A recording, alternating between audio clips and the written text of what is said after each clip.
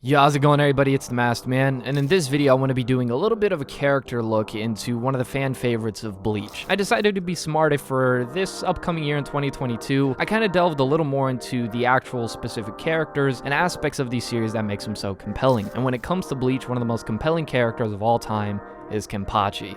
And for this video, I have Clyde, so go ahead and introduce yourself, bruh. Thanks for having me on, man. It's already off to a good start. This intro was not recorded 3 times.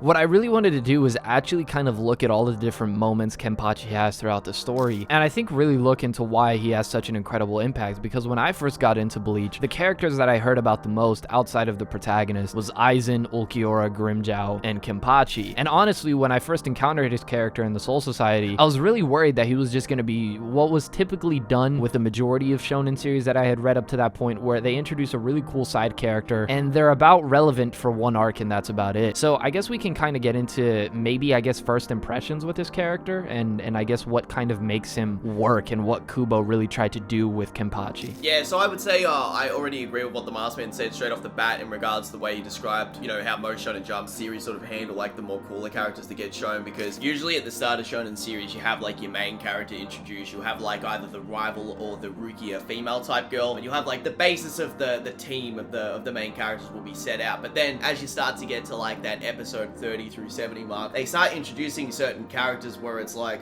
this dude's really cool. I like what the author's done. They've like created a character like just out of nowhere. And an example, Rock Lee, someone who has a really cool introduction, gives Sasuke the beat down, then he has this crazy fight with Gaara, which, you know, the whole dropping the weights. He's a character as an example which gets introduced in a cool way, like Kenpachi, but in Rock Lee's instance, he sort of falls off and you don't see a lot of him later on, and when you do, it's very rare and it's not that crazy, right? The moments are very like minimal. But with Kenpachi, when he's introduced into Bleach, he's cool in the Soul Society arc, he's cooler in the Aronka arc, and then in the War arc, Kubo's like, I think I like this character. I think I might give him every single Super Saiyan power up that I possibly could give to a Shinigami. I'm not gonna sit here and bullshit and say that he's like narratively the most well-written side character, but he's definitely one of the most consistently cool side characters I've ever seen. Yeah, I think that's a really good thing that you brought up, because more often than not, I see a character that's really cool and a fan favorite get introduced, but quickly becomes, you know, that one meme with Andy in Toy Story where it's like, I don't want to play with you anymore. I feel like that's a lot of authors with some of their side characters, and in the end they just seem like plot devices that are only there to drive the narrative further instead of actual characters that will benefit the narrative long term. Rock Lee eventually gets replaced by my guy, and as you said with Kenpachi, his first impression in Soul Society was incredible. So let's talk about that for a little bit, and then I want to get into more the 1,000-Year Blood War arc and everything that he does in there. Kenpachi falls under that just pure badass for the sake of being badass, and it works. And I think the reason why it works so well is because there isn't any other character like him in the series of Bleach. You know, I think other series, when you have characters of very similar tropes and personality types, they kind of cancel each other out in the way it's like, okay, I prefer this one more than that one, or this one does the same thing as that one. But Kenpachi is truly a one-of-a-kind character in his series. I definitely fully agree with what you said, because I felt like his introduction into the Soul Society arc is one of the coolest sort of like intros for any of the captains, especially when it's shown with the way he like first appears, right? So Ichigo's like running around and he's like sort of like trying to make his way to Rukia, you know, he's just maneuvering through the Soul Society, and then he senses like spiritual pressure out of nowhere, but it's so intense that he imagines himself being killed. And I love that part of the fight a lot, because in the anime, the way that the music is done and the actual hype moments of the fight is so nice. Like, for example, one of the things that fight introduces is the way that like spiritual pressure works in the series, and like Ichigo's trying to cut Kenpachi and he's hitting him directly with his blade, and it's like, it's not cutting him, and he's like, what the hell's going on? And then he looks at his hands and they're bleeding, and he's like, wait, what the f? And then, you know, Kenpachi's like, a fight between Shinigami is a battle of spiritual pressure, you know, the weaker one gets cancelled out and causes damage to the weaker one, and it's like, from the get-go, you see the Kenpachi, the name that's given to the best swordsman, like, off the bat is just so cool. When he comes and saves Ichigo and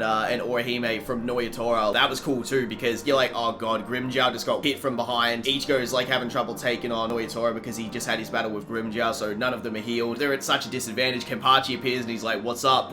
You sort of think to yourself as a viewer when you're watching it, can Kenpachi do anything here? Because like just before, like he lost to Soul Society Ichigo, but then we find out, oh, he can use Kendo. Like he literally is like, yeah, I know you've been cutting me up this whole fight, but I'm gonna use my other hand. I think that's really the thing with Kenpachi. He's not a character who lets out all the tricks out of the bag, and I think that's an aspect of Bleach that I appreciate so much with its storytelling, is it doesn't really treat its audience entirely as an idiot. It does do that. I talked about how in the fights, it's a little funny to me because, you know, they go out of their way to explain their abilities instead of trying to make the fight sort of about trying to figure out what the ability is and how it works and how to stop it. But, you know, I think when you have powers that abstract, it's better for the flow of the story for you to explain them. But in terms of the actual narrative and like the hidden mysteries with the characters, I mean, everything with Ichigo and Yuha is like an amazing example of that. And it even trickles down to characters like Kenpachi, everything that happens with Yunohana. And then we reach that latter half in the 1,000-Year Blood War arc where it turns out the man wasn't even using his Bankai the whole time. So that's something I was going to touch upon that's very relevant to the Noitoro fight in regards to Kenpachi's narrative, and that's Kenpachi was always very anti using the assistance of things like Shikai, Kidos, and Bankais. Like, he's seen it as like a trait of weakness. Like, if you're a swordsman, you just beat them with your swordsman ability and your actual just raw spiritual pressure power, and it's like, that's pretty chatty. And like, Ikaku also was really worried about that because Kenpachi sort of instilled into him and Yumachika that like, if you use these abilities, like, you're a bitch. Like, that's what he said. But you slowly did see throughout the series, like at the end of Ichigo and Kenpachi's fight, Kenpachi like looks at his sword and he like tries to communicate with it and so on. And then during the Noitoro fight, you get to see little characteristic changes in Kenpachi. Like, for example, you obviously see that he's happy to help Ichigo. Like, he's like, all right, I'm gonna step in here. Like, there's some joke moments in the fight, but there's a lot of very mutual respect right there, which is cool. And then he's happy to take down Noitoro. On top of that, you then see a bit of Kenpachi's narrative about, oh, the old man taught me kendo. It wasn't really something I enjoyed, but I did learn something from it. And then he puts the other hand on his sword and he swings down. And the fight itself and the actual premise of the two-handed swing thing is like, it's pretty goofy, but it's cool. I can't say I didn't like it. I thought it was really badass. And then, like you said, with Unohana, again, in the war arc, we see more development. The Soul Society is putting a lot of focus on the fact that we need somebody to replace the head captain in terms of our military power, because by not having the big Bankai armor flame man that, like, you know, swings the sun at people, like, well, like, you know, what do we do? They have to get Kenpachi, like, actually to his peak power. And it turns out the whole series he's been holding himself back with his eye patch because he wants to have cool fights with people, but everybody's too weak. He's not using any of his sword abilities because he doesn't communicate with his Zanpakuto. And then we get to see Unohana turns out to be the original Kenpachi that's been around since the old war arc. We even actually see younger Kenpachi and his interactions with Unohana. We also get to see a bit more deeper parts of his character where, like, he legitimately looks like he's sad when Unohana dies. Like, Kenpachi isn't just like a killer that wants to always fight. Like, there's a bit of depth to his character that goes